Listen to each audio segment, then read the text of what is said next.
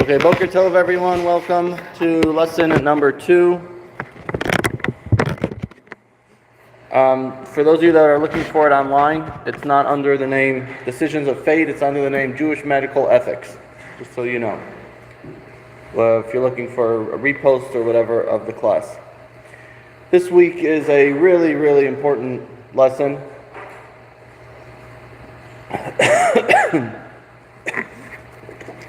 One that has come up already in my line of work numerous times in different forms and fashions, and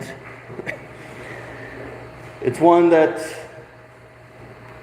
is relevant to almost everyone, because someone at some point in their life will have to make a decision about a loved one.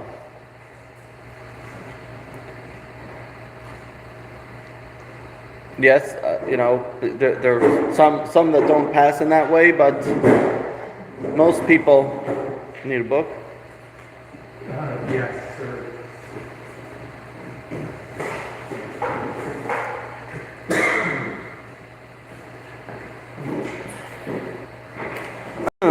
But most people have these type of questions that come up, and we're talking primarily about end of life care and decisions that have to be made under the circumstances and situations. So, we're going to begin with 2 case studies.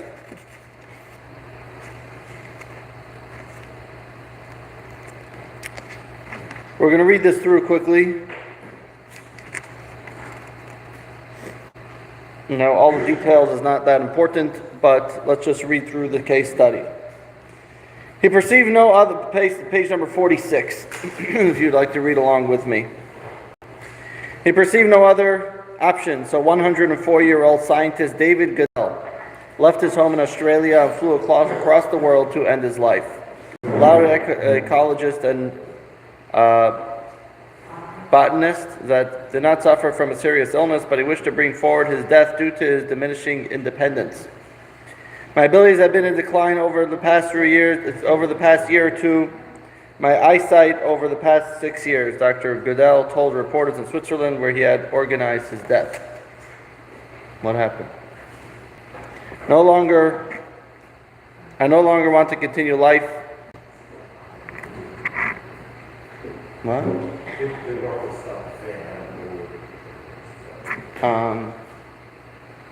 It might be in here. This is front. Might be this one.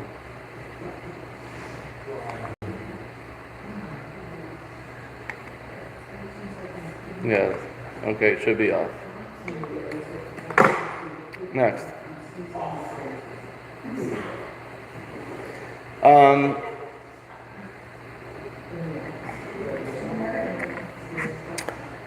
The London-born academic had lived his own small flat in Perth, Western Australia, until only a few weeks ago. He stepped back from full-time employment in 1979, but remained heavily involved in his field of work. In his last few years, Dr. Goodell edited a 30-volume book series called Ecosystems of the World and was made a member of the Order of Australia for his scientific work.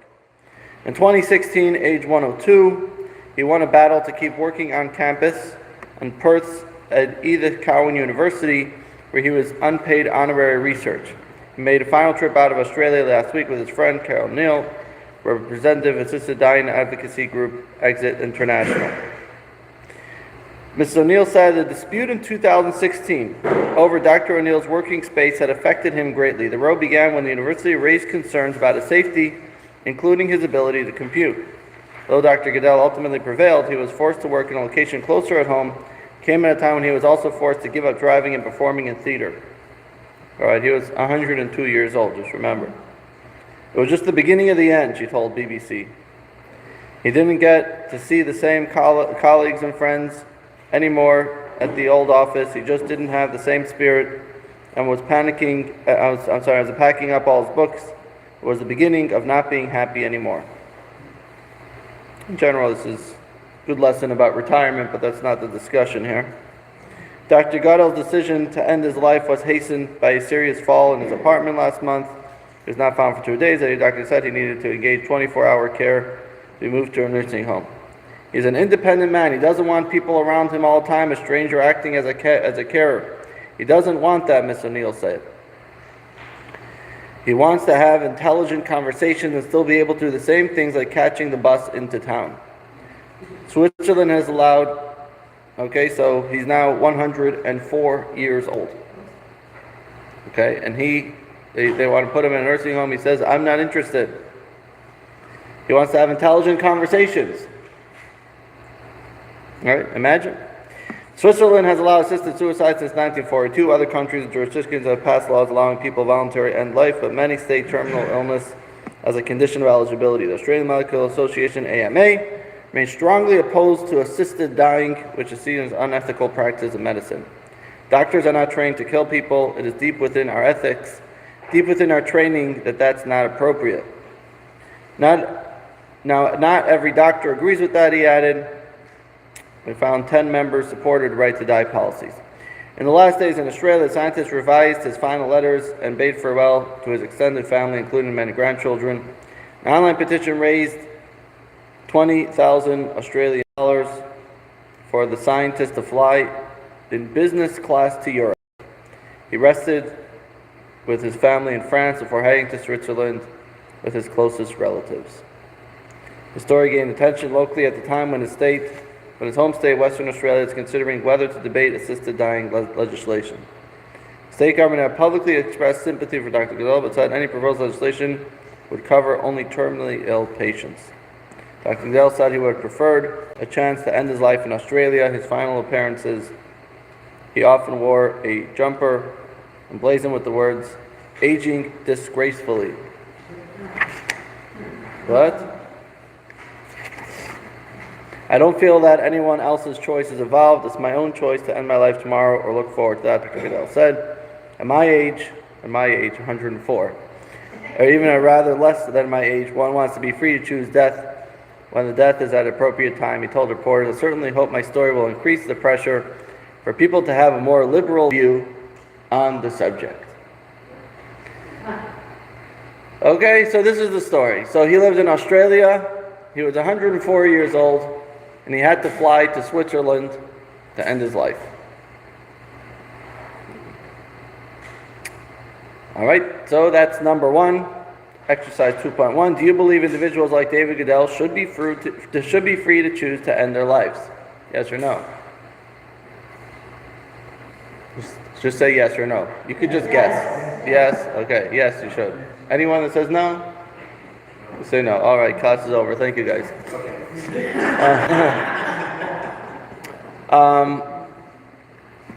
Okay. 2. If not, consider this. Had Dr. Godel been suffering from a terminal illness, would you believe he should be free to choose to end his life? Again, this is if it was a terminal illness. Yes. Okay. Let's take a look at case. Okay, so number 1, he wants to actively end life. Okay, now case number 2 is a case of a terminal illness, but an 11-year-old boy. This is a bit of a shorter case.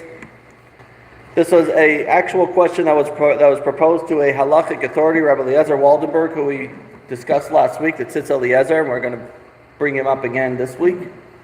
Known halachic authority from the more modern times. An 11-year-old boy has been suffering for the past 2 years from a cancerous growth in his brainstem. A significant accumulation of fluid was recently detected in his brain ventricles, and I'm not going to try that, shunt was surgically inserted to break excess fluid. And everyone's trying to figure out what the word is. What did I say? Ventricular peritoneal shunt. Okay. Are you familiar with the term? No. Okay. That's All right. They wanted to put in something, into his brain.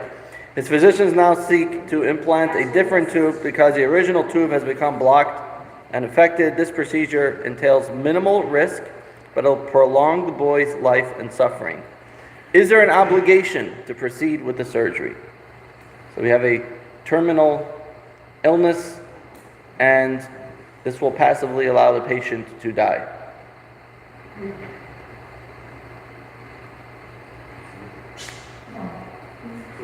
You say, no what? No, you should not do the procedure? You're not obligated to proceed with the surgery. You're not obligated to procedure. Okay. Should you? If it's Okay. going to prolong your suffering, I would say no. Okay. What if somebody develops a procedure to remove the cancer? If you, so you're saying, could it actually remove the cancer? So it seems in this particular case that that's not what it's going to do. That it's he's going to remain ill. It will prolong his life. Yeah, I mean, if it's a question of removing the cancer, then maybe the discussion would be different. But that's not this particular discussion. The shunt, now I understand what the shunt is. The shunt is to remove pressure off the brain. It's Okay. very far away from the brain. It's not going to prolong, it's not going to fix the problem. So it just removes the pressure from the brain, and okay. And it will just give him a little bit more time. Correct. Okay. Thank you. Yes? The operation will remove pain of the individual. So it doesn't seem that it's really removing pain, right? It's a very palliative, it's not going to remove pain necessarily. Right. It's just to keep pressure off. It's pressure, it removes the pressure from the brain to allow him to live longer, but it's not going to remove the pain, and it's not going to remove the illness. Yes?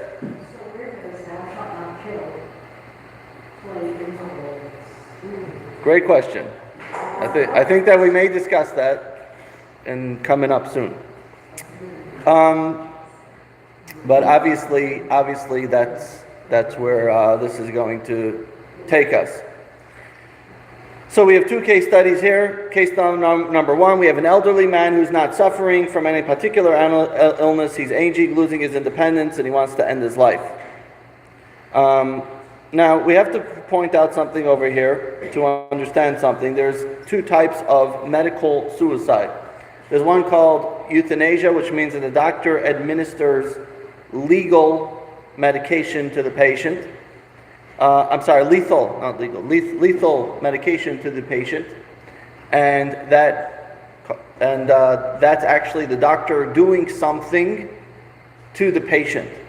The other one is PAS, known as physician-assisted suicide, which is not actually that the doctor is doing something, he's simply prescribing medication, and the doctors can do what they want. Case study B, and it seems that the case, that in the first case is actually talking about euthanasia. In case B, it's a different scenario. It's not talking about actively putting an end to someone's life, but whether to perform a medical surgery that will extend their life in excruciating circumstances to a terminally ill patient or not. So the question is, do we actively end life or do we passively allow the patient to die? So as you see, we pointed this out. Battery and savior clock setting is running low. Okay, so I'm not really concerned about that. That thing will go away somehow. Clock setting, I don't know what it's talking about. How do I get that thing off? It's not the computer. It's not the computer.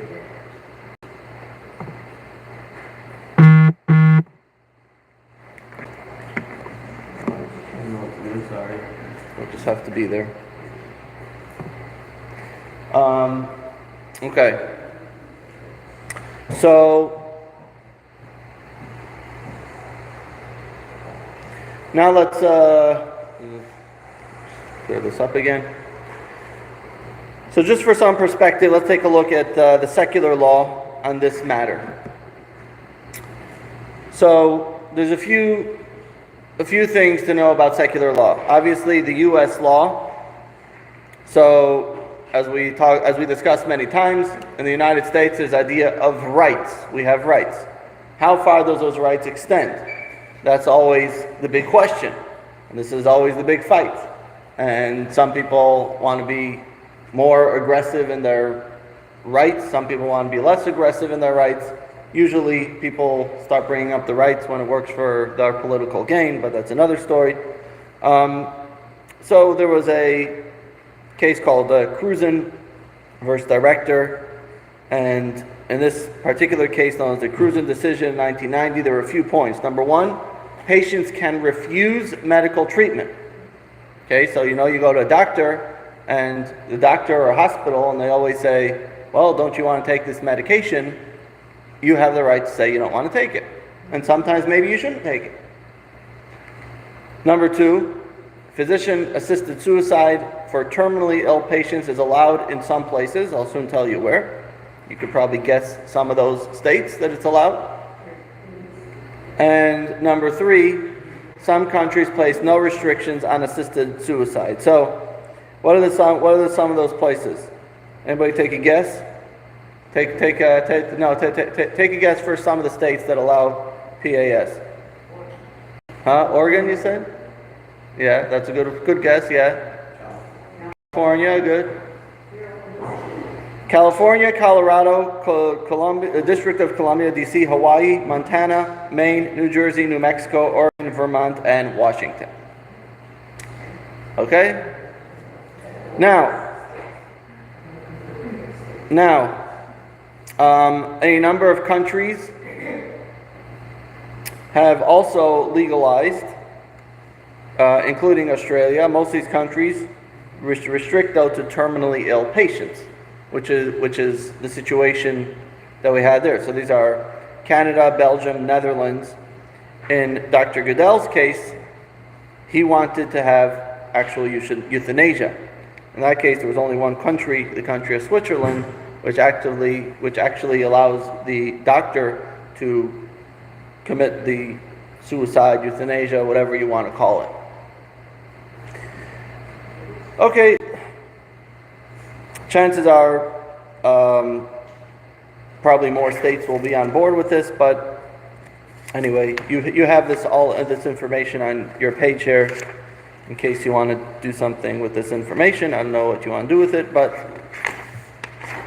you'll know what states to go to, I guess. Okay. Now, let's go to the Jewish law. Okay.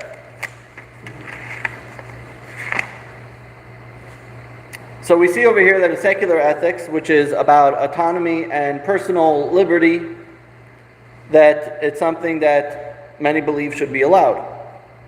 However, as we discussed in Lesson 1, that is not the way Jewish law works.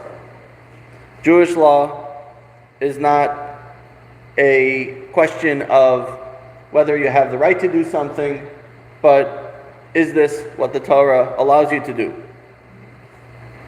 Now, there's obviously questions of sensitivity, compassion, understanding with each situation, but let's first explore the perspective of where this even comes from. What is even the question in general? So you were quoting some biblical laws. So this actually goes back to the very beginning of Genesis, to what would technically be a law for all mankind, because it was a law that was given to Noah. Noah had laws, and some would believe, therefore, that this law, which is given to Noah, is actually for all mankind. But we'll talk about this in a Jewish perspective. So the divine image, let's see. You remember we talked about the divine image, page 58. I'll demand accounting for your lifeblood from the hand of each human, from the hand of each person, for that of their brother. I'll demand an accounting for a fellow human's life.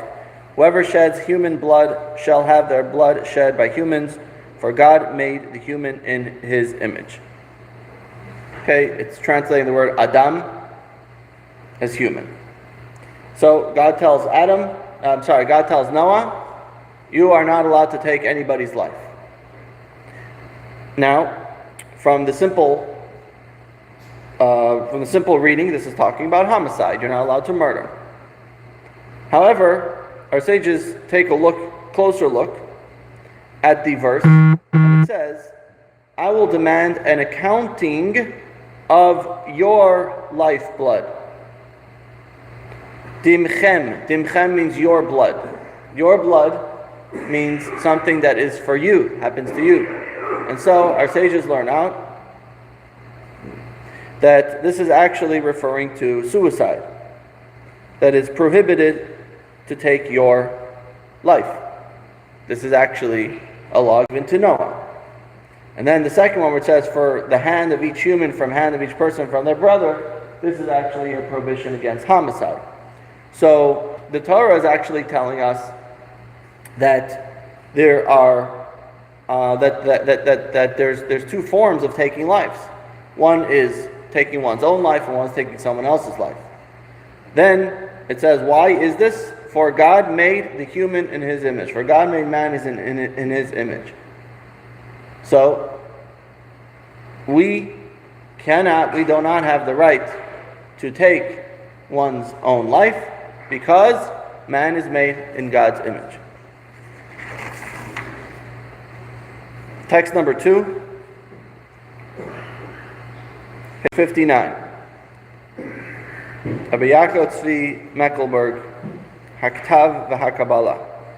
There are two forms of murder. One is murder intended to be detrimental to the victim as an act of revenge or in order to seize the victim's money or the like. A second form of victim is to benefit the other, when someone is overwhelmed with tremendous pain and prefers death to life. The Torah addresses both scenarios regarding murder with detrimental intent. The Torah warns from the hand of each human. By contrast, the second form of murder committed by the consent of the suffering individual for the benefits may even be perpetrated by a virtuous friend who may believe the act is a mitzvah. The Torah therefore warns from the hand of each person for that of your brother. So he's taking it a step further and saying over here, this verse, from the hand of each person and that of your brother. I don't know how to get that off. Maybe I'll just press that.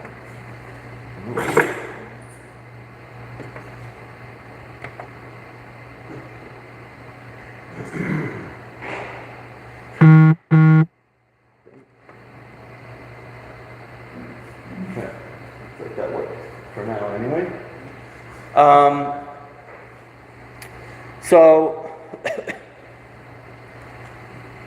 So from the hand of your brother, this second half, from the hand of each person, from the hand of your brother, he says that also refers to mercy killing, which means it's your brother. You love him. You want to help him out. You want to do something good for him. Even that is called murder. So, euthanasia, actually, in Greek, means what? Means good death. Designed to put an end to unbearable suffering of a person. So it's done with concern, with compassion. Person is suffering, he's in excruciating pain. So it's a way to help him. So this is why suicide and mercy killings are prescribed. They're interventions that help an individual, that seem to help an individual. So the Torah says, no, we cannot tamper with God's image. Only God can take one's life. Even if we don't seem to experience what we would call the joys of life, nevertheless, this is divine image. We undermine and encroach upon and tamper with sacred entity of the divine image.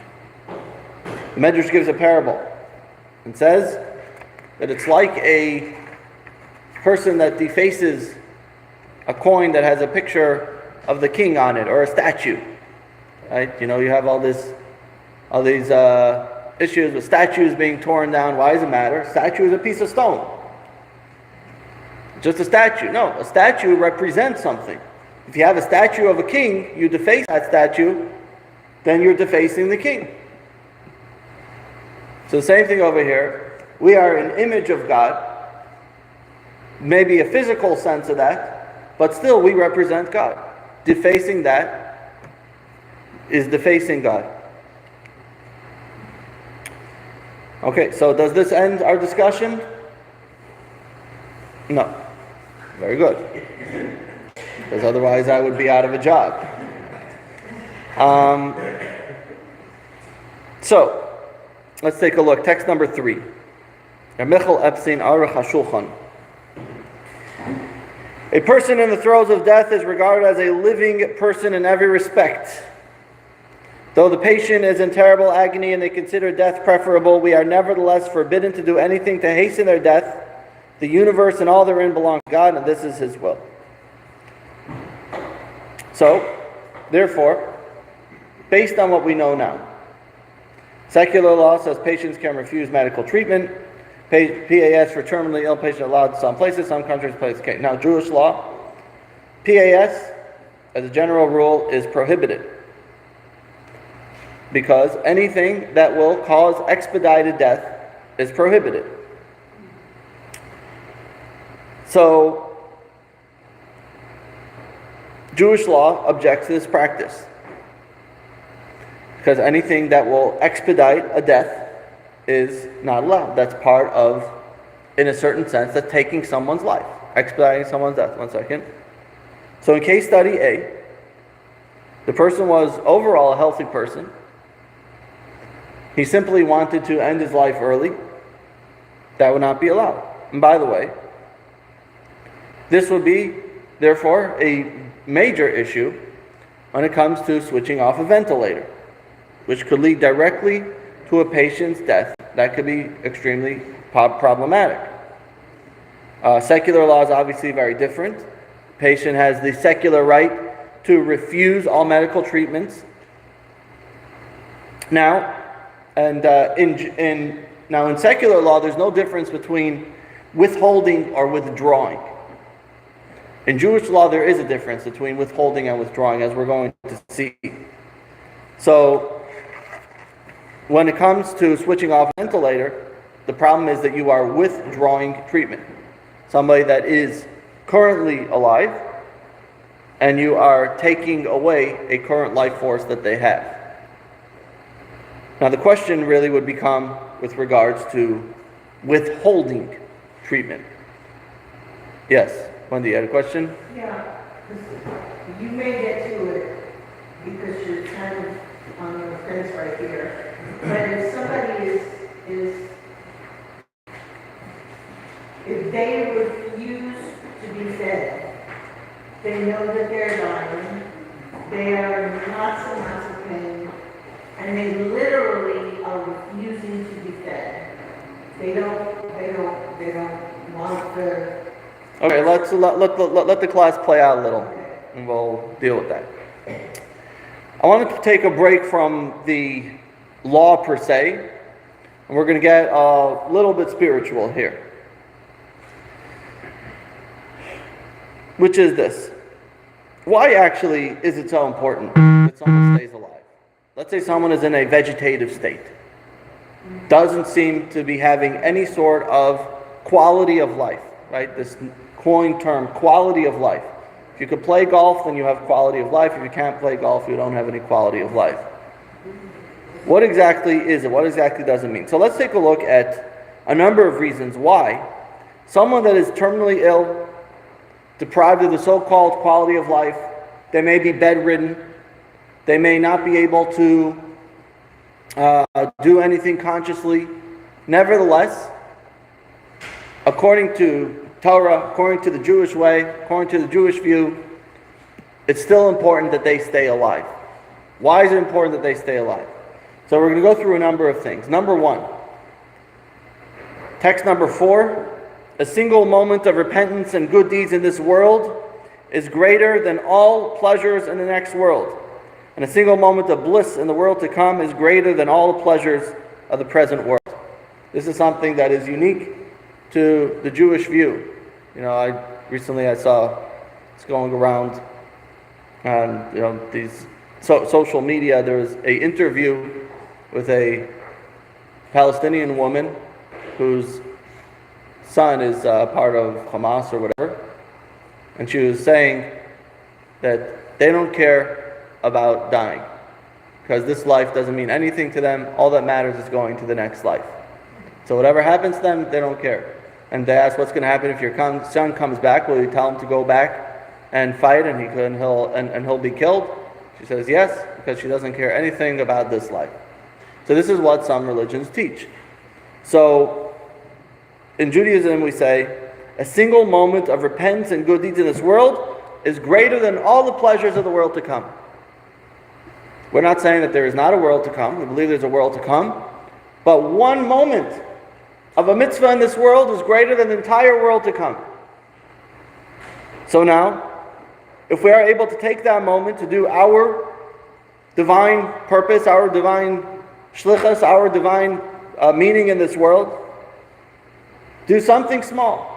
For example, the Rebbe would always encourage, somebody came to the last course, you remember this, to take, when you go to the hospital, to take a tzedakah box. Give a coin in the tzedakah box, you're giving tzedakah every day. Encourage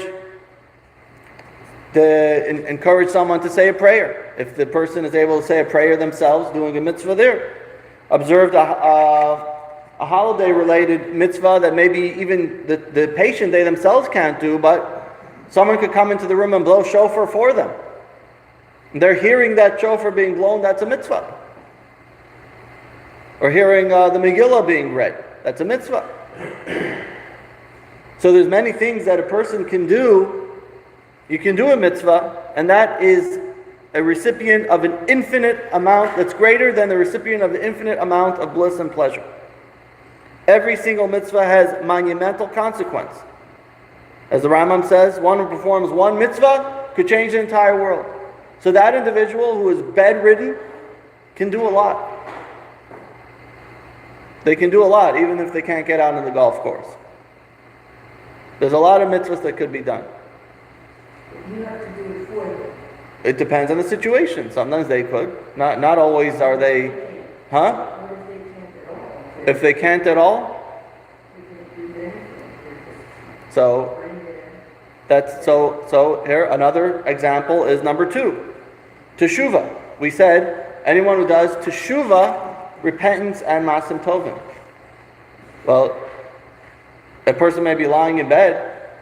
Maybe their brain is functioning enough to be able to have some thoughts of teshuvah, some thoughts of coming close to God. As a matter of fact, the person in that state may actually be able to connect in a deeper way. This can happen in a second. Person can do teshuvah in a moment. Just a thought to want to be better, tashuv, to come closer, to return to God. Teshuvah is not only for sins, it's for every moment coming close. So this is the idea of tshuva. Tshuva can be in 1 second, or you could be engaged even more. You could have conscious thoughts. If you're able to think of some prayers, or teshuvah, or Torah, something in the mind, even if someone is physically not able to do something. And we'll soon see an incredible example of that. So repentance. Number 3. If someone cannot or will not engage in any tshuva masim tovim. So what's the value of their life? So we mentioned earlier that the human being represents God in this world. You, each and every person, each and every individual is a representative of God in this world, which means that you are bringing God's light to this world. And as long as a person is alive, that is a godly light in this world. Diminishing that is diminishing the godly light in this world. Text number 5. At the time of birth, when a new soul, an actual part of God descends, a fresh expression of godliness enters the world. At the actual moment of birth, the soul's light and revelation remain concealed within a corporeal body. Its expression depends on the person actively sublimating their body through divine service. The more spiritual refinement a person introduces to their body, the brighter their soul shines forth, and the more it illuminates the world with godliness. This insight explains the verse, the day of death is better than the day of birth. Spiritual power we receive at birth exists only in a state of potential. It is possible to predict the extent of their eventual actualization. When do they radiate in their greatest brightness at the end of life? So every birth has this burst of divine energy, and when one performs a mitzvah is brings the light of the soul to pierce, the bodily veil. At birth, it's only there potentially, but at the end of life, you can actually see what it's there for. So the soul is comparable to a candle. That candle, that flame is burning. We can't put out that burning flame. Number 4, you can inspire others. Without the patient doing anything, he gives others the opportunity to demonstrate true care and unconditional love. We know of situations of terminally ill patients that have brought about prayers and mitzvahs and good deeds for this person, for this child, for this parent. Prayers being said on their behalf, mitzvahs being done on their behalf. So maybe they themselves can't do anything, but their very existence inspires others. Sometimes you could have someone that is born with some sort of illness, and just their smile, maybe they're just able to give a smile, and that's able to change someone's day. You say, what's the purpose of this individual? They don't have any form of living, physically, and that could change someone. Text 6.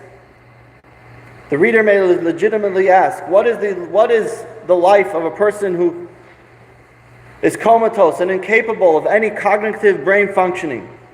What use is an anencephalic child?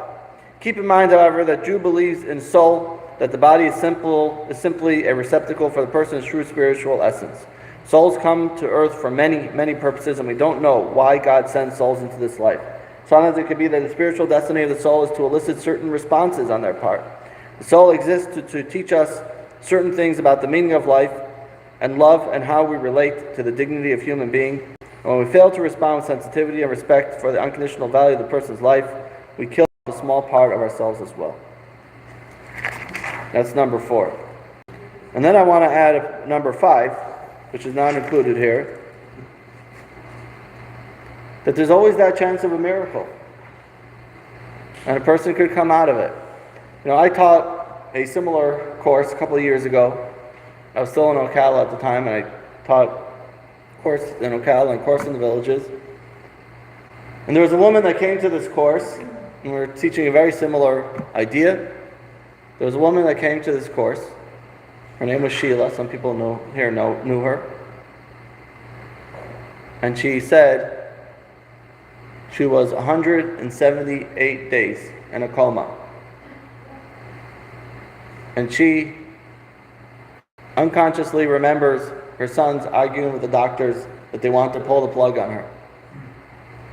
And she came out, she lived, and she became a very active member of the community, of the Hadassah and other communal activities, and she lived another 20 years or so. So this is another point. There's always hope. As long as someone is alive, there's always hope. Yeah. What if a doctor implements a heart-lung machine on a person in a comatose state, just as like this woman, which prevents the person from the final moments of their life, and you keep that person going? So your question is to actively end someone's life. Actively prevent that someone from dying, actively keeping that person alive, hoping that there'll be a remedy. Are you asking if they should or if they should do that? So let the course play out. We're going to discuss more of this. We're not over. The class is not over yet.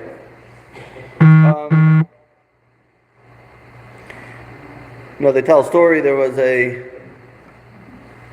There was a terrorist that comes into a synagogue. He was hoping to do some damage, and he thought it's going to be during prayers, but he didn't realize that the prayers weren't starting for another few hours. So he comes inside, and there's only the rabbi, the cantor, and the president. And he says, "This is it, guys, taking your life. You have one last wish." The rabbi says, "I was preparing this incredible sermon that I really wanted to give today. Can you just let me do this sermon? All I want is just to do this sermon." Turns to the cantor. The cantor says, "There was an incredible piece that I was preparing. I was practicing all week to sing this beautiful piece. Can you please let me sing this piece?" Turns to the president and he says, "Can you please let me go first?"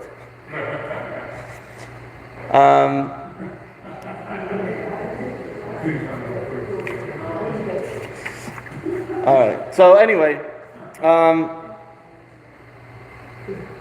so we've offered some ideas regarding how one's mission to his life can be brought out despite the fact of the lack of what we call quality of life. So whenever you hear that term, know that is, we have a different, there's nothing wrong with the term, we just have a different version of what quality of life is. Quality of life is not dependent on what other people think is quality of life. Quality of life is what your neshama, what your soul is able to accomplish in this world.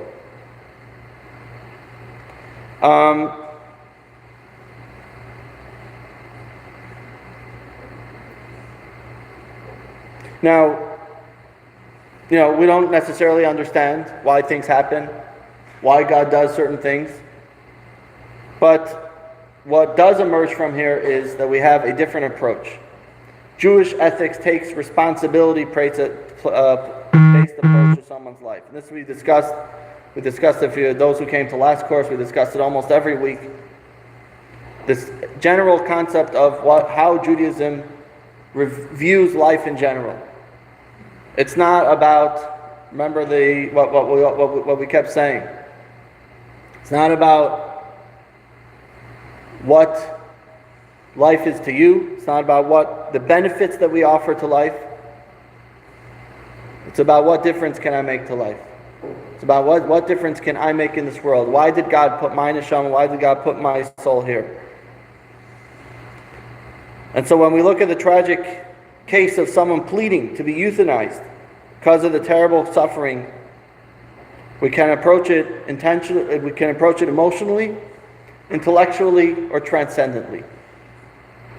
And these three things are going to help us in the discussion forward. An emotional response says, this person is nabach suffering, let's do something to end their suffering. That's an emotional response. An intellectual response is, well, yes, we understand the suffering, but maybe it's not actually the best in the current situation. Let's weigh it out a little bit more. Let's understand it. Maybe it could be harmful for others. Maybe it's not the best thing. But then we have the transcendent approach, which is that we're against the PAS because, number one, it recognizes that God alone has the right to tamper with the sanctity of the divine image. And number two, it recognizes that our mission, meaning, and purpose in this world is effective for every moment. Now I'm going to show you a video, very, very powerful video, of a Rabbi Yitzhak Horowitz. He is someone he's a Chabad rabbi who has been battling for the last, it must be at least 10 years or so with ALS. And it's just a really, really powerful video.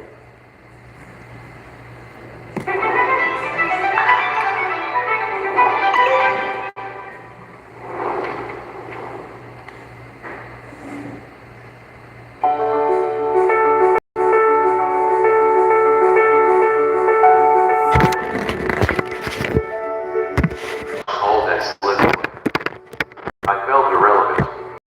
I was in jail.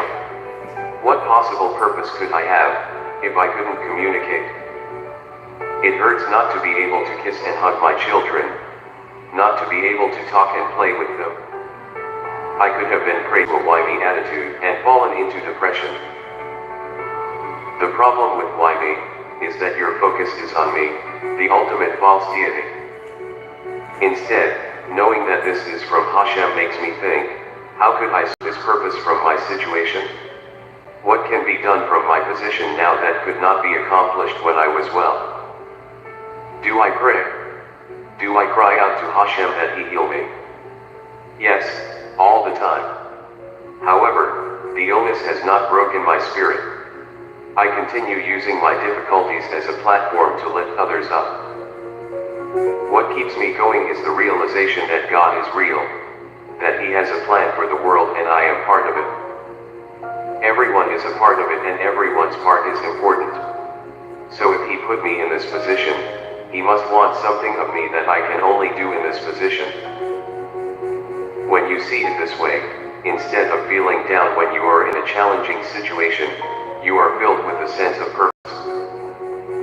I choose to focus on the positive parts of my life, and that keeps me going. There is my wife, my children, family, friends, and you. Even within the suffering and difficulties, I can still contribute and help others. Through my blog, I have the opportunity to learn and teach Torah. I forge new friendships with the teens and yeshiva boys that visit. Find your mission and strength specifically from your situation. You don't have to be challenged with suffering to learn this lesson. You need only be alive, because it is Hashem that chooses for you to be alive. Recognizing this is the beginning of meaning in your life. If you are suffering, know that there is purpose in your struggle that can only be realized through your struggle. Find a way to turn your pain into positive, your struggle into strength. There is something else being asked of you, a new stage of your purpose and mission. True, I can't do many of the things I once could, but with what I do have, I have found ways to make a difference. The things I love to do most, to teach and lift others up, I'm still doing.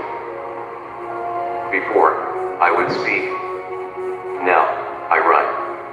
It seems that because of my predicament, the words are more effective. In every challenge, or even tragedy, there is an opportunity. You don't have to fight it. Find a way for your struggle to take you to the next level. By taking this attitude, I was filled with a mission to uplift as many as I can through my articles. And my wife Dina became one of the most inspirational speakers and has uplifted tens of thousands. It doesn't fix the problem, but it makes our lives more meaningful and therefore more bearable. Being crushed brought stronger connections, new abilities, higher purpose, and deeper meaning. I've been blessed with a voice that can't sing, with a body that doesn't work. So I dance to a new rhythm. I'm Yitzi Hurwitz, and I know that I matter.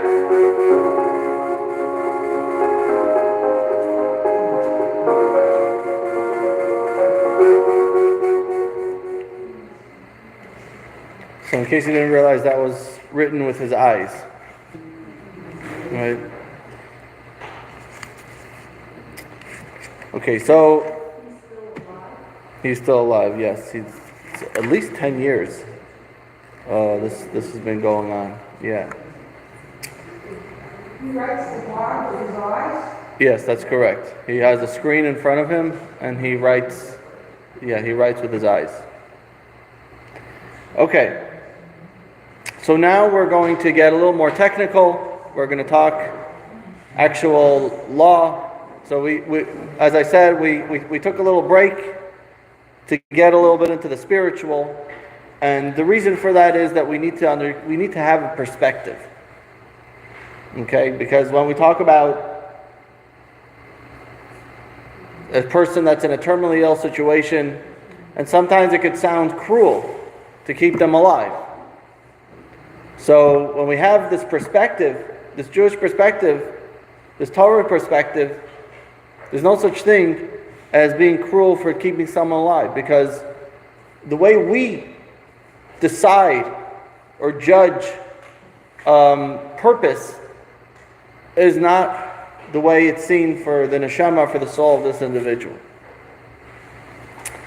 So now let's talk halacha. Bottom line, as they say. Yes or no?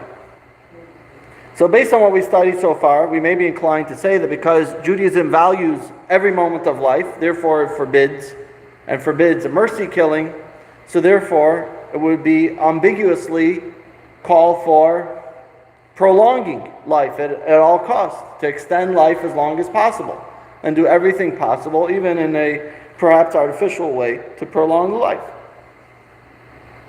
So let's take a look at text 7. This is a story from the Talmud. This is what occurred on the day that Rabbi Yehuda Hanasi died. The sages proclaimed a fast that they supplicated for divine mercy so that he would not depart from the world. Rabbi Yehuda's maid went up to the attic and prayed. The angels on high asked for Rabbi Yehuda to ascend, and the people below asked for Rabbi Yehuda to remain. May it be your will that those below prevail over those above. Later, however, she saw that he was in great pain. She prayed, may it be your will that those above prevail over those below. So first she said she wants to keep him alive. Then she said, I don't think it's anymore the right thing. The sages, however, did not cease praying, which prevented the heavens from gathering his soul. She grabbed a jug and threw it from the attic to the ground. Stunned by the noise, the sages stopped their prayers momentarily, and in the intervening moment, Rabbi Yehuda's soul departed. So there's a lot to think about this text. But let's take a look at text number 8. This is another law that's about prolonging life.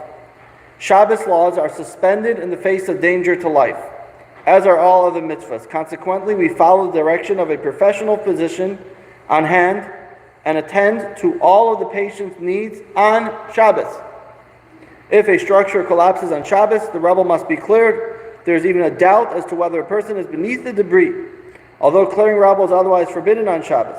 If a person is discovered alive, even if they are injured and crushed to the extent that it's impossible for them to recover, we must continue clearing the debris to extricate them in the interest of preserving life for a short time. This is from Maimonides. So we find here 2 points. Number 1, we have text number 7. In text number 7, so you have 2 sides to this. You have the side of the maid, and you have the side of the rabbis. Which is right? Who was right? Of the rabbis. The rabbis were praying for him. I guess that when you're talking about such a great and holy sage like Rabbi Yehuda, so his life is kept alive not by machines but by prayers. I mean, for other people as well, but by him was a little bit more clear. So this is, so to speak, his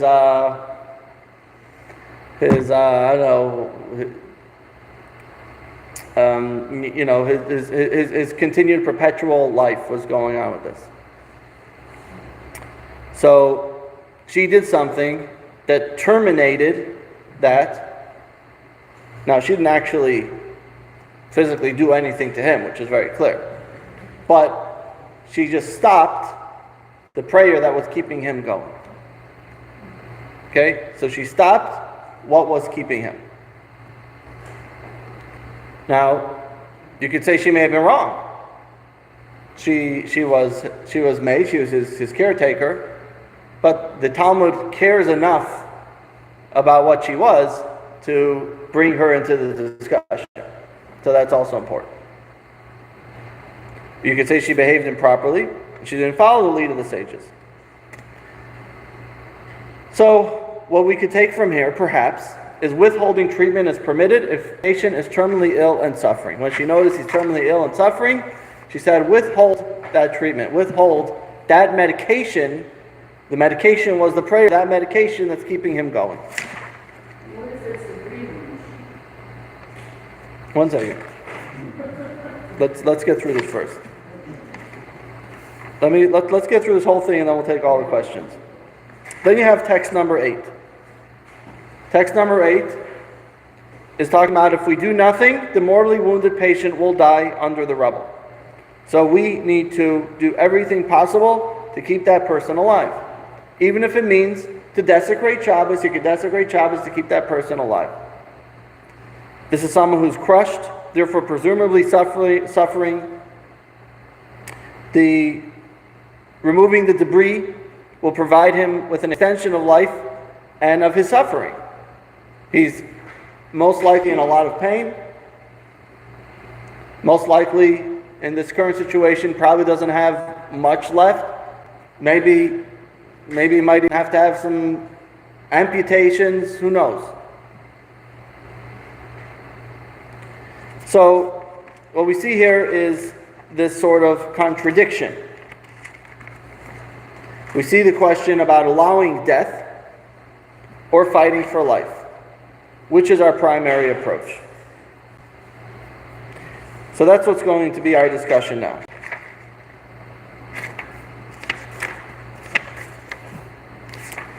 So let's begin with Rabbi Eliezer Waldenberg, who we talked last week, the Tzitz Eliezer, the Nod Halachic Authority. And he's, like I said, relatively modern. He passed away in 2006. He was served as a judge on the Supreme Rabbinical Court in Jerusalem. Very respected in the world of halacha and Jewish law. This question of the boy with the brain cancer, case study B, was presented to him, and this was his response. Text number 9. Jewish law asserts that we violate the laws of Shabbos even if, for the sake of one who's severely injured, and one can only live a little while longer. And we extricate this person, we inevitably prolong their suffering. Nevertheless, we are obligated to make every effort to prolong their life. If this is so on Shabbos, certainly on a weekday, we are obliged to make every effort to prolong life, even for a brief duration, and even if this entails additional suffering. So his answer was, do the surgery. We have to do whatever we can to prolong someone's life. So, can treatment be withheld? So, his focus is on prolonging life. He also says, what about the case of the other Talmud with Rabbi Yehuda? He says, she was wrong. The sages were right. She did something wrong.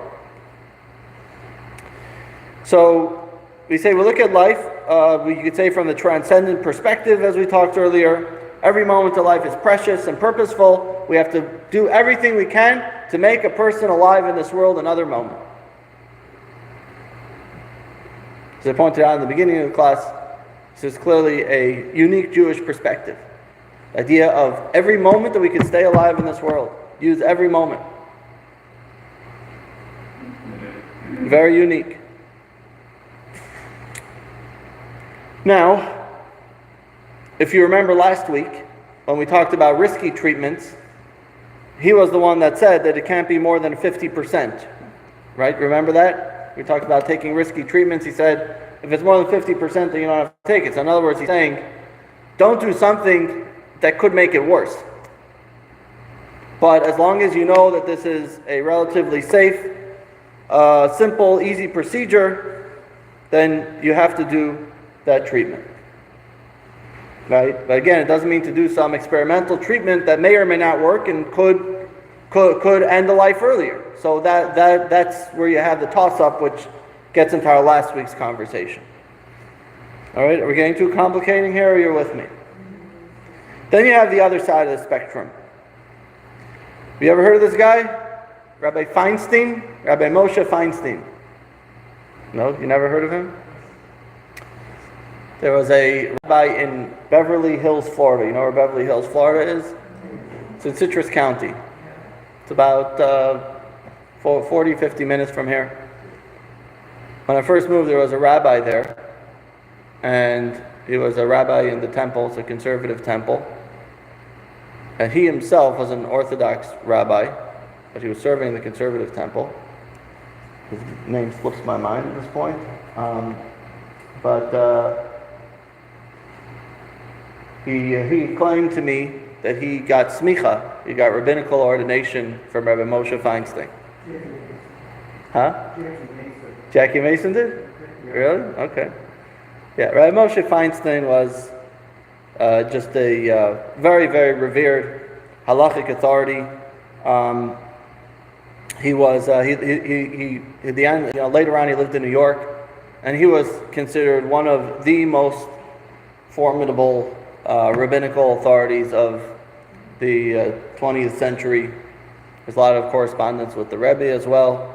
There were many times people came to the Rebbe with certain halachic questions, and he would say, "Go ask Rabbi Moshe Feinstein."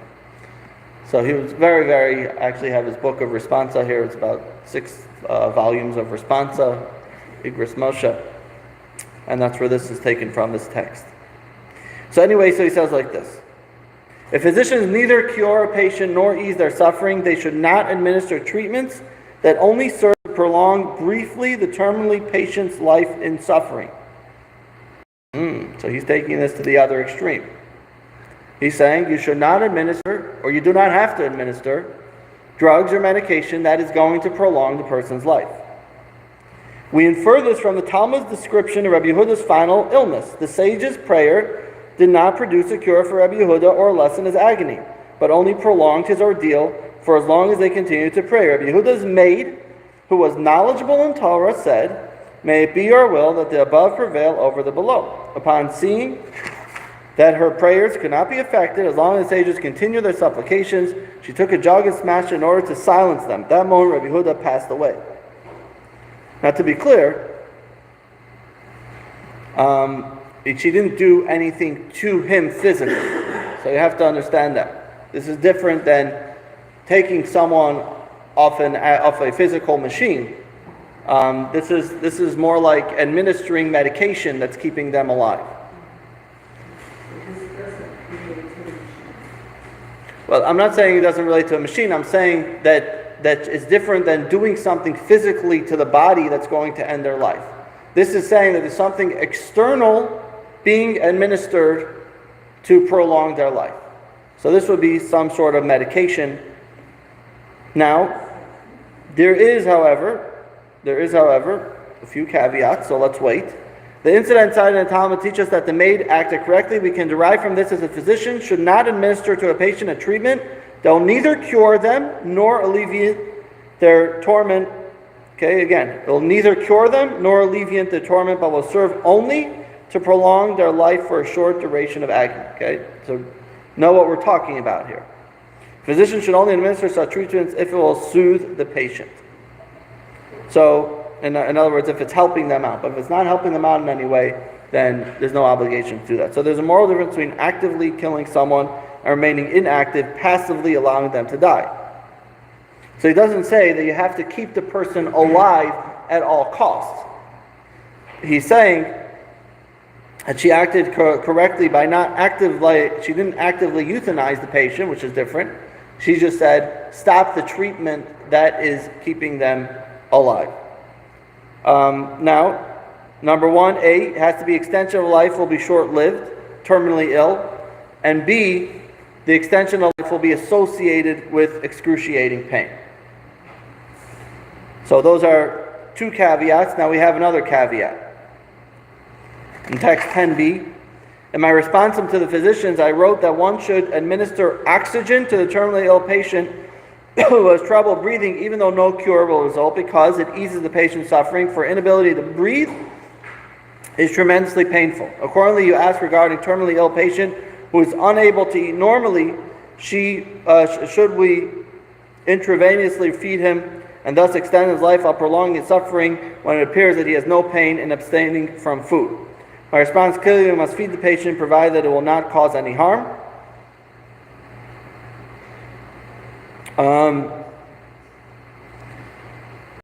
For food surely strengthens the patient somewhat, despite the possibility that neither the patient nor his attendants are aware of this effect. There is no need, however, to provide medicine with the assumption that it, too, will strengthen the patient. With this distinction, it's obvious eating is a natural need that is required to strengthen one's body. So what does he say? He believes that hydration, nutrition, and oxygen are vital to a person, and this is different than talking about medications or external cures. This is the natural body working its course. And so those are things that you have to allow it to do in the current situation. So, number one, it eases pain and at the very least strengthens the patient so they could cope better. So you could call this perhaps a form of hospice. And for these patients, the definition of hospice generally is centered on controlling pain. So nutrition, hydration, and oxygen, they alleviate pain and they ease the dying process. And so it seems that that is an obligation to administer these. So the Cruzan decision, which is the court with the U.S. court, which was brought up, is talking about allowing someone to actively do something to end their life. He would never withhold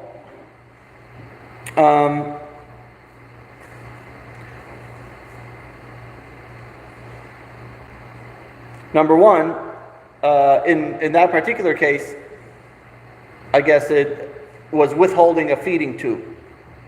So withholding a feeding tube means that you are removing their basic nutrition, and this also is basic medications. Even a person in a persistent vegetative state, what we call PVS, persistent vegetative state, still, so if a person is in that current situation, if we know that there is, as long as there's no reason to hold that back. In case study B, he would probably say that the procedure does not have to be performed because it's not anything that is just as far as the basic hydration, nutrition, and oxygen, whereas Rabbi Waldenberg would seem to say that you do have to perform that surgery on the child. Now you wanted to know, what if a patient adamantly refuses to do that? So, I mean, first of all, the question is, where is that coming from? Why is the patient saying that? Is it because they are in so much pain that they don't want it? Maybe it's something to give them to help with that pain.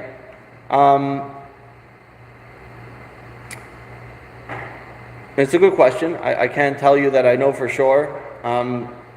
The question more is that a patient that is asking you what they want to do the right thing? I mean, not always people are in a state that they're looking to do the right thing. But it seems Rabbi Feinstein, who is again on the spectrum of this, says that you have to keep the basic things of hydration, nutrition, and oxygen, which is the basic faculties of life.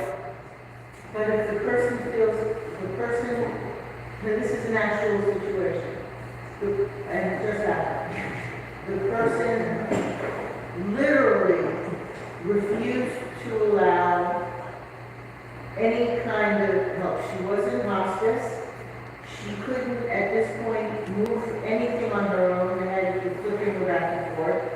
She got to the point of anger and cursing and screaming and fighting with whatever movement she had. And she refused to take any kind of sustenance. I mean, if a person is fighting, what are you going to do? You know, but I don't know. It's if a person is fighting and screaming that they want PAS, you know, what are you going to do? We're talking about someone that's coming and asking, what's the right approach? You know, if someone's screaming and shouting and fighting, they don't want to follow what's the right thing, then I don't know. Yeah, it's not really a question of the patient. The question is, who is sitting down with this patient and dealing with them. And so it's really a question more of the family members, the physicians, the people that are involved with this particular case. Okay, yeah. Two things. So there is something that happens in the last stages of death or transition where they don't really need water. The body is shutting down. The next stage will be death. So to continue to give them food, I mean, you might give them ice chips or something like that, but to continue to give them, they could even choke on it. You're taking an assumption that comes from a hospice treatment. I've been to hospices. I know the way they work. The hospice basically, the hospice has a very good element to them, but you also have to understand the job of the hospice is to help someone die. Okay, and they do it in a very peaceful way, and there's a lot of flowers, and there's angels, and it's really nice, and it's the most beautiful, peaceful place in the world. Okay? It doesn't necessarily mean what they're doing is the right thing. Okay? We can't, just because they're a hospice, doesn't mean that they are now free from any sort of question in the way they're dealing with their patients. If the patient no longer has any desire to eat or drink, their body really won't accept it, it's transitioning to death. I've seen the way it works in these hospices. They go over to the body. They go over to the person. Yeah, look, okay, it's almost there. They're getting there. They're dying. Look, their skin is changing colors. Look, they're getting there. They're getting there. It's almost like they're helping the person die. I know hospice is presented as this really peaceful and beautiful thing, and they're really good at raising funds for hospice. It's good in certain situations. Well, you have to understand what it is. It's designed to help someone die. We don't believe in helping someone die. That's not. We help them when they're in a situation where they are dying, but not to help someone die. And what about morphine? I have a question about morphine because that's for pain, and that does tend to... Okay, so let me finish this last text, because we don't have a lot of time left. I have to do this really quickly, then I'll take all the questions at the end. Text 11. This is Rabbi Shlomo Zalman Auerbach. He's a little bit in the middle. Okay? Rabbi Shlomo Zalman Auerbach of righteous memory told me the following. There's a difference between treatments that satisfy the natural needs of a patient, or those considered ordinary treatments, and those that are considered extraordinary treatments. For example, if a patient suffers from metastasized cancer and is about to die, although they are in pain, we may not withhold the required oxygen, nutrition, and hydration.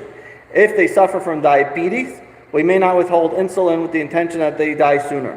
Blood transfusions and any other medications that the patient requires, such as antibiotics, should not be withheld.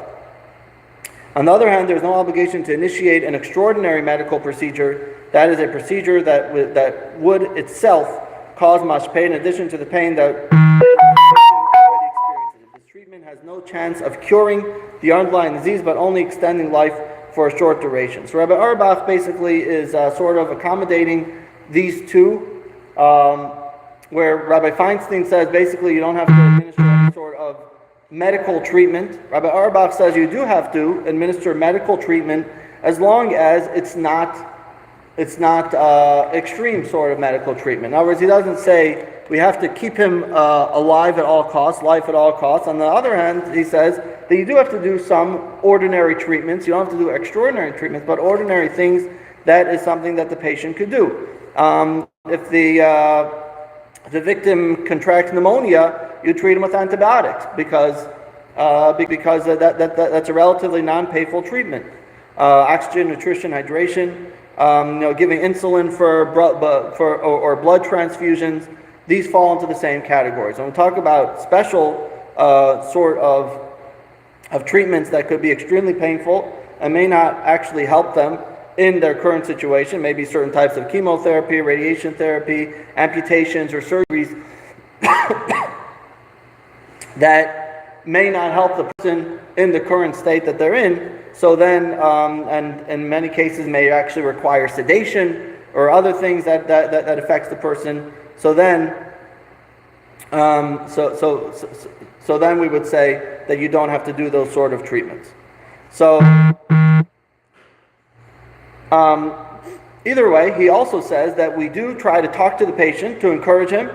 If he's able to listen and he's willing and able to extend his life, nevertheless, it's by no means a moral obligation. They have the right to refuse any painful treatments as if it's the end of their life. So, based on this, even the basic hospice view would not be sufficient to just put someone in that situation where it seems like Rabbi Feinstein would.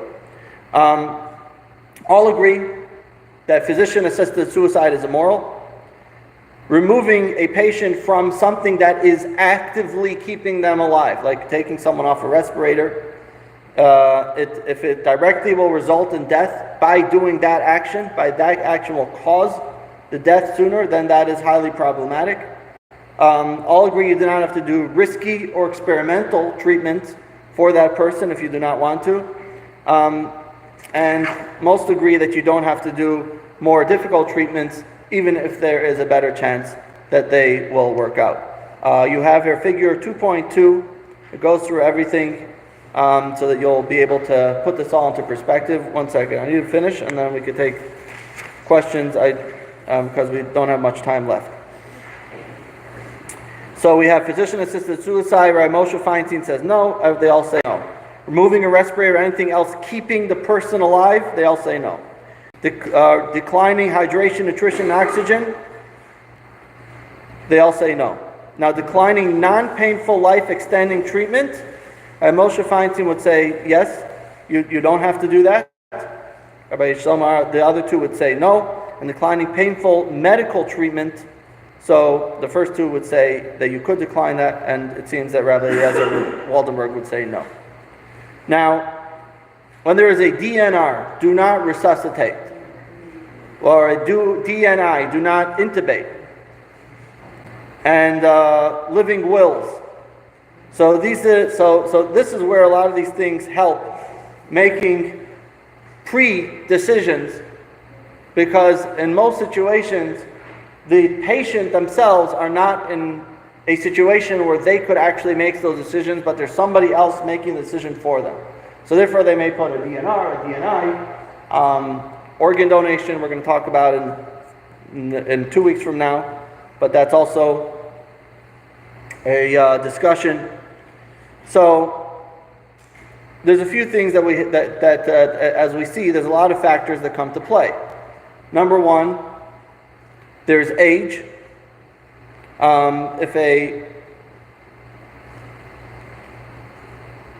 There's certain things where age may be, when it comes to most decisions, age will be a factor. When it comes to Jewish life decision, age is not a factor. In other words, where you have a 90-year-old going into cardiac arrest, some people may say DNR, don't resuscitate. The guy's 90-year-old, let him die. No, Judaism doesn't say that. We say that you do have to do something, try and keep him alive, regardless of age. In other words, that's not the factor. Age is not the factor. Another thing that's not a factor is mental ability. We don't say that the guy is not in a mental state, so why should we care to keep this person alive? They don't know what's going on anyway. That's also things that probably doesn't affect it, nor does physical ability. The fact that a person is not capable or physical to do certain physical abilities doesn't necessarily mean that that's something that's in play with these decisions.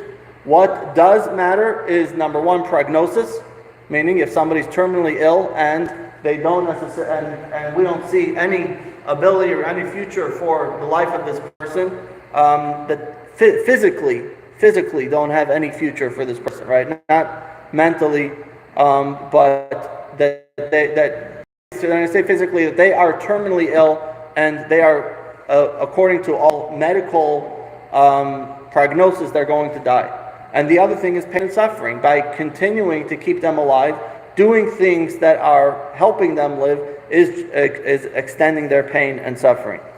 So again, the question is can we withhold treatment? Not can we take away, can we withhold treatment that is going to cause more pain and more suffering for this person? And this is where something that, if there's no other takeaway from this lesson aside for this, then this is really, really helpful. And that is what we call a halachic living will. Let's read this for a moment, text number 12. The living will, however, and I'm sorry, just one point. This is why a healthcare proxy, so you have a healthcare proxy which allows end-of-life decisions to be made based on nuances of the patient's current situation. As opposed to saying, right, yes DNR, no DNR, yes DNI, no DNI. When you have a healthcare proxy, you're saying, I want these individuals to make the decisions because the specific patient cannot make those decisions. So we have something called a living will. Living will, however, attempts to spell out in advance which treatment should be employed and which should not. It is too blunt of an instrument to accurately mirror the necessary value judgments. The basis for all these decisions is the pain and suffering the patient feels at the time of illness. This can simply not be predicted in advance. Conditions that may seem intolerable to us when we are 35 to 40 years old may be quite adequate when they're 85 when we realize that the alternative would be death. Keep in mind, too, that many patients, such as those with advanced Alzheimer's or in comas, may in fact not be suffering, though their existence is undoubtedly a hardship to their families. Moreover, it's almost impossible to spell out any contingencies in advance, making living wills incomplete almost by definition. Far preferable to the living will is the durable power of attorney, often called healthcare proxy, which simply specifies a person, family member, friend, or clergyman empowered to make healthcare decisions on the patient's behalf in the event that he or she is incapacitated. The power may, in addition, specify that the decision shall be made in accordance with Jewish law and in consultation with designated clergymen of patient's choice. This document ensures that decisions will be made consistently with the moral and religious beliefs that the patient holds dear. Obviously, one should discuss these delicate matters ahead of time, both with family members and spiritual advisors. Now, over here you have, on page 84, you have what we call a halachic healthcare proxy. You can also download these. And you also have a halachic living will. And basically what you're doing with these, and you could download these on rabbis.org. There's also, if you look online, you search halachic living will, and you could download one according to state. With the state of Florida, you could look for the state of Florida, and you download it according to the state of Florida. And this basically says that in a case where that individual is talking about oneself is not in the state that they are able to make the right decision, then you are getting a proxy. Now, in this case, what I'm suggesting is that you say that proxy is not only a family member but also a rabbi who is going to make that decision according to halacha, according to Jewish law. And this also helps for a number of reasons. Aside from the fact that you are making the right decision for Jewish law, it's also for a number of other reasons, and I'll tell you why. Number one, this helps ensure that the care plan aligns with Jewish law and the patient's wishes. Because what happens is, a lot of times there are decisions that are made, and the interested and only disinterested parties pray for the patient's death.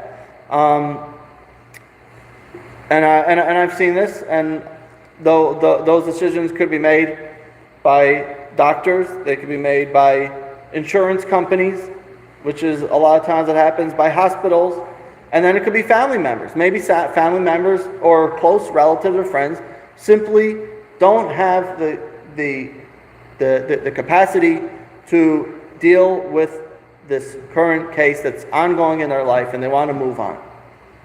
And so when you have a third party, a rabbi, someone that is not emotionally involved in this decision, that helps that you are making the right decision based on not what those parties involved want, but what is the right decision to be made. I want to read text 13 real quick. We're low on time. The fact that do not resuscitate DNR orders on physicians the decision to provide life-prolonging treatments other than cardiopulmonary resuscitation, CPR, for patients near the end of life explored. The presence of DNR order may affect physicians' willingness to order a variety of treatments not related to CPR. Patients with DNR orders may choose to forego other life-prolonging treatments, but physicians should elicit additional information about the patient's treatment's goals to inform these decisions. Right? So, and this is often what things that don't happen and the way it should. But there's also another aspect to this, and this is that it mitigates guilt and confusion from the family. A lot of times, there's a lot of guilt involved, and a lot of times decisions are made, and you're not sure: did I do the right thing? Did I not do the right thing? And I have people that have come to me in the past and asked me what they think should be done, and I try to give the right decision. Sometimes I may turn to another rabbi to help making those decisions, and afterwards, they come to me and they thank me, saying thank you for giving that ease to feel that they're doing the right thing. So that's another very important thing. Just another real quick story. This is a really sad story, but it's I know of a woman in this community, and her daughter had terminal illness. Very, very, very sad story. A young girl, in her early 20s, and she was on life support, and she told the mother said, I know that I'm not supposed to be taking her off life support, but she's begging and begging and begging me to do it, and I have to just do it. She actually asked me to be there when she does it. She said, even though I know you don't agree with this.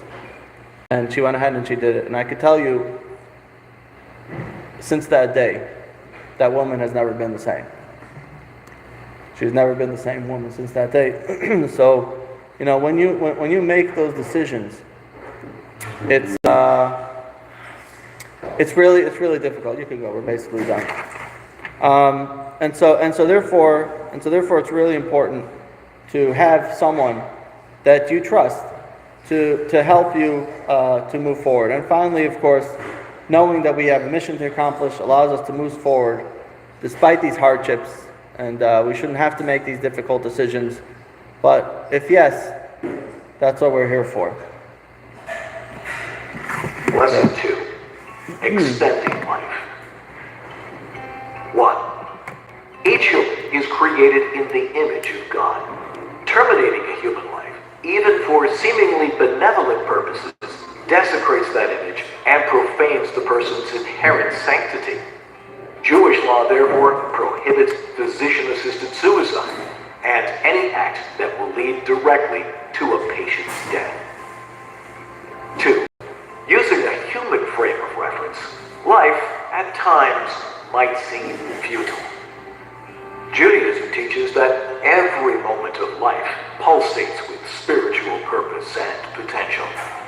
Embracing a mission-oriented mindset helps us cherish each moment and its unique mission, despite any hardship. 3. Purpose can be found in a single moment of repentance and good deeds. In addition, the luminosity of the human soul has a significant spiritual impact on its environment. 4. The Jewish approach to end-of-life care is guided by 2 considerations: the desire to ameliorate pain and suffering, and the belief in the value of life's every moment. The various views about withholding care seek to balance these 2 factors. 5. There are instances in which there is a halachic obligation to administer certain treatments to terminally ill patients. Due to the nuances of this topic, it is optimal that one's advanced medical directive should specify that all decisions should be made in consultation with a clergyman of the patient's choice. All right, next week is going to be fun. Pregnancy questions. I know it may not be relevant directly to anybody here, but maybe someone has a family member or just in general want to